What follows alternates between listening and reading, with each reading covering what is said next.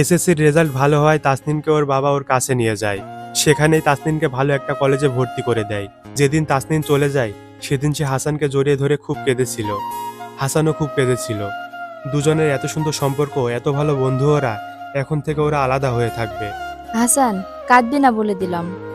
আমি তো মাঝে মাঝে আপুর বাড়িতে আসবো, তখন আমাদের দেখা হবে। কিন্তু তোকে ছাড়া আমার একা থাকা সম্ভব না। তুই না থাকলে কার সাথে আমি ঝগড়া করব?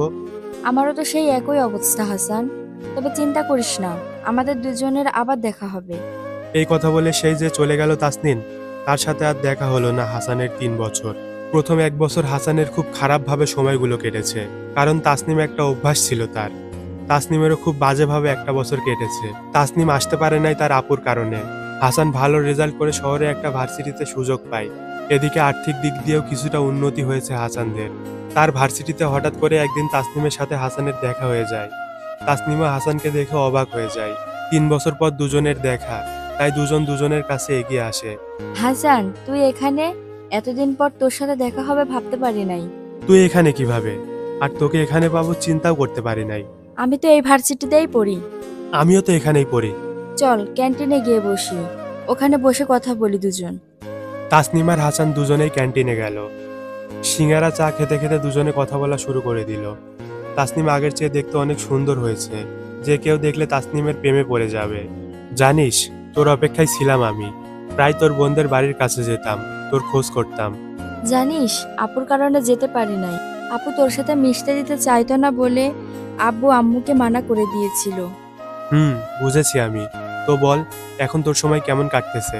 হুম, ভালোই চলতেছে। তোর খবর কি? বাকি সবাই কেমন আছে? হুম, ভালোই। বাকিরাও ভালো আছে।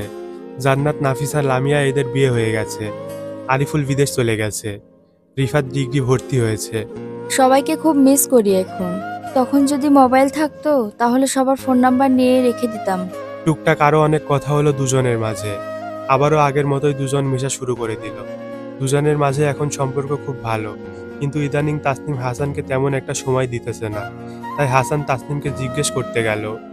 গিয়ে দেখে সে একটা ছেলের হাত ধরে সুন্দর করে হেসে হেসে কথা বলতেছে।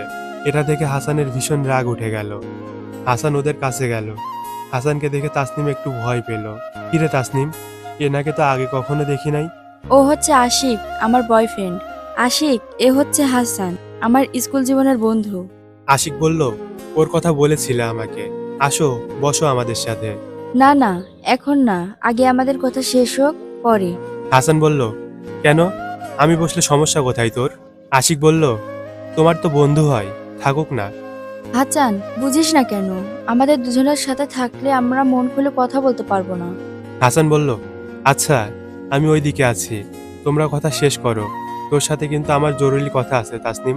হাসান চলে গেল আর মনে মনে বলতেছে, এটার একটা কিছু করতে হবে। হাসান যাওয়াতে তাসনিম হাঁপ ছেড়ে বাঁচল। হাসান এখানে থাকলে অনেক উল্টাপাল্টা কথা বলতো, তখন আবার আশিক তাসনিমকে ভুল বুঝতো। আশিকের সাথে কথা শেষ করে হাসানের কাছে গেল তাসনিম। তাহলে এই প্রেমের কারণেই তুই আমার সাথে কম মিশতেছিস? দেখ হাসান, অনেক কষ্টে একটা বড়লোক বাপের ছেলের সাথে প্রেম করতেছি। তুই প্লিজ কোনো উল্টাপাল্টা কিছু করিস না। না না, আমি আবার কি করব? তা আমাকে কি বলা যেত না তোর? ভয়ে ছিলাম যদি কিছু করিস, তাই তোকে জানাই নাই আমি। ধুর পাগলি, আমি কি সেই আগের মতোই আছি নাকি? এখন বড় হয়েছি, ভার্সিটিতে পড়ি। সত্যি অনেক পরিবর্তন হয়েছে তোর। আমাকে ট্রিট দিবি না তুই? চল তোকে আজ বিরিয়ানি খাওয়াবো আমি। হাসান মনে মনে বলে, আগে বিরিয়ানি খাই, তারপর বোঝাবো। তাসনিম মনে মনে বলে, উফ, বেঁচে গেছে সে। দুজনে হাসি মুখে খাওয়া দাওয়া করে যে যার মতো চলে গেল। হাসান অনেক খোঁজ করার পর আশিকের ঠিকানা বের করলো। আশিক কোথায় থাকে, কি করে সব জানলো। আশিক প্রতিদিন যেখানে আড্ডা দেয় ঠিক সেই জায়গায় গেল হাসান। এমন ভাব করলো যেন সে আশিককে দেখে নাই। আশিক হাসানকে দেখা মাত্র চিনে ফেললো আর তাকে ডাকলো। হাসান বলল, ভাই, আপনি এখানে? আমি তো আপনাকে দেখতেই পারি নাই। আশিক বলল, আসো, আমার সাথে একটু আড্ডা দাও, চা পানি খেয়ে যাও। হাসান বলল, অহেতুক আমার জন্য টাকা নষ্ট করবেন আপনি? আশিক বলল, তুমি আমার প্রেমিকার ভালো বন্ধু, আমার এলাকায় এসেছো, তোমাকে যদি আপ্যায়ন না করি তাহলে তাসনিম কি মনে করবে? হাসান তো এটাই মনে মনে চাই, একটু বসে গল্প করতে করতে কাজটা সেরে ফেলবে সে। আশিক নেশা করে এটা হাসান জানে না। আশিক তার সঙ্গীদের সঙ্গে হাসানের পরিচয় করিয়ে দিল। তারা ড্রিঙ্কস করতেছে। এই ফাঁকে হাসান সবকিছু ভিডিও করে নিল। আশিক বলল, আচ্ছা আমাকে কিছু তথ্য দিবে তাসনিম সম্পর্কে? না মানে আমি তাসনিমকে তেমন একটা চিনি না। হাসান বলল, বলেন কি জানতে চান ভাইয়া, সব বলে দিব আপনাকে। আশিক বলল, তাসনিম কি রকম মেয়ে, সে কি আরো প্রেম কিংবা? হাসান বলল, সব বুঝে গেছি আর সব বলবো। যেহেতু আপনি ছেলে মানুষ, আমিও ছেলে, তাই ছেলে হয়ে একটা ছেলের ক্ষতি তো চাইতে পারি না। আশিক বলল, বলো বলো। হাসান, আসলে যখন নবম শ্রেণীতে ছিলাম তখন দশম শ্রেণীর এক ছেলের সঙ্গে স্কুলের বাথরুমের মধ্যে ধরা পড়েছিল।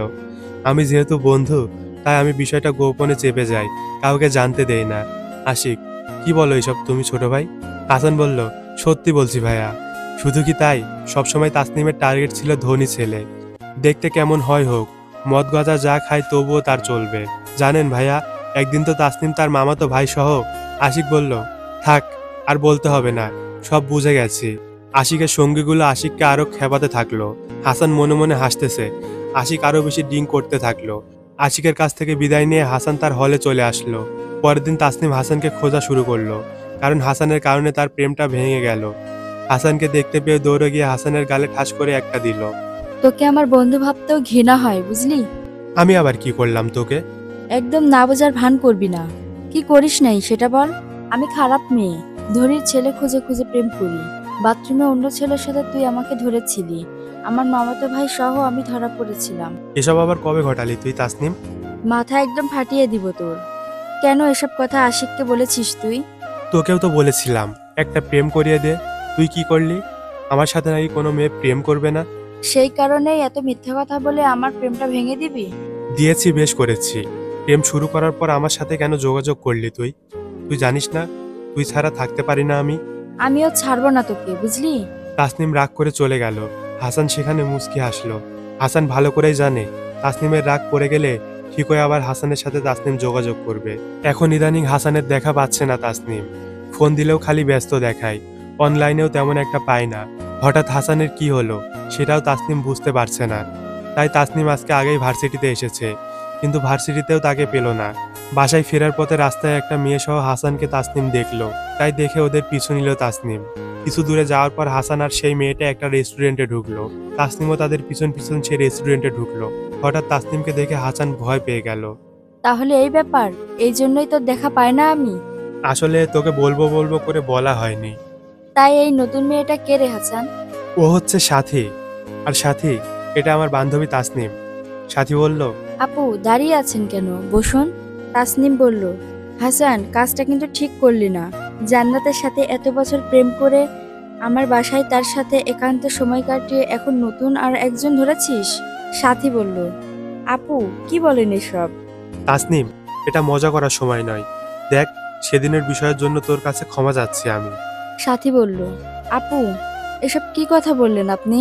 তাসনিম বলল, হাসান জান্নাতের পেটে তোর সন্তান, আর তুই আবারও নতুন একটা মেয়ের সাথে। এসব বলে উল্টা দিকে মুখ করে হাসতে লাগলো তাসনিম। মনে মনে বলতেছে, আমার প্রেম ভেঙে দিয়েছিস, তোকে কি ঠিক রাখবো? তাসনিম ঘুরার আগে ঠাস করে থাপ্পড়ের শব্দ শুনলো। ঘুরে দেখে হাসান দুগালে হাত দিয়ে দাঁড়িয়ে আছে। সাথী বলল, ই তোর বদমাইশ শয়তান ফালতু ছেলে একটা, অন্য মেয়ের জীবন নষ্ট করে এখন আমার কাছে এসেছিস তুই? সাথী, বিশ্বাস করো, তাসনিম মিথ্যা বলছে। তাসনিম, যদি জানতাম সাথী তোর গায়ে হাত তুলবে তাহলে সত্যি কথাটা বলতাম না। সাথী বলল, আপু আপনি একটা মেয়ে হয়ে আজকে আর একটা মেয়ের সম্মান বাঁচালেন, আপনাকে ধন্যবাদ। তাসনিম, প্রেম ভেঙে দিস না, আসল সত্যিটা বল। সাথী বলল, থাক আর কিছু বলতে হবে না। এর মাঝে ওয়েটার খাবার নিয়ে হাজির হলো। সাথী সেখান থেকে যাওয়ার জন্য পা বাড়ালো। সাথে সাথে হাসান সাথীর হাত টেনে ধরলো। আবারও সাথী হাসানের গালে ঠাস করে বসিয়ে দিল। হাসান বলল, খেয়ে যাও, আর বিল দেবো সেই টাকা তো নাই আমার কাছে। সাথী বলল, বিল দিয়ে দিব ছোট লোক, এবার পেট ভরে খেয়ে নে। সাথী বিল দিয়ে হনহন করে রেগে গজগজ করে সেখান থেকে চলে গেল।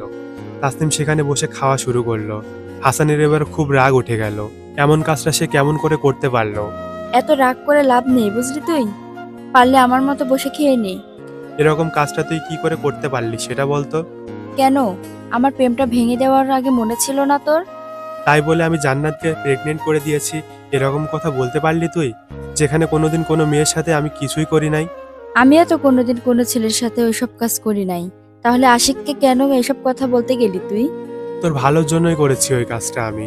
আমিও তোর ভালোর জন্যই করলাম, যাতে পড়াশোনা ভালোভাবে করতে পারিস, কোনো বাজে নেশায় না পড়িস। দেখেছিস কখনো আমাকে বাজে নেশা করতে? তোকে দেখলেই গাঁজাখোর গাঁজাখোর মনে হয়। আমি গাঁজাখোর? তারা দেখাচ্ছি মজা। হাসান এবার তাসনিমের মাথার চুল টেনে ধরলো। তাসনিমও খাবার মাখা হাতে হাসানের মাথার চুল টেনে ধরলো। দুজন দুজনের গালে থাপ্পড় মারতেছে, চুল ধরে টানতেছে। রেস্টুরেন্টের বাকি সবাই তাদের দুজনের এরকম কাজ দেখে অবাক। বাধ্য হয়ে ছেলে ওয়েটার মেয়ে ওয়েটার এসে তাদের দুজনের ঝগড়া থামিয়ে দিল। তাসনিম রেস্টুরেন্ট থেকে বের হওয়ার আগে টেবিলে থাকা খাবার হাতে নিয়ে খেতে খেতে বের হলো।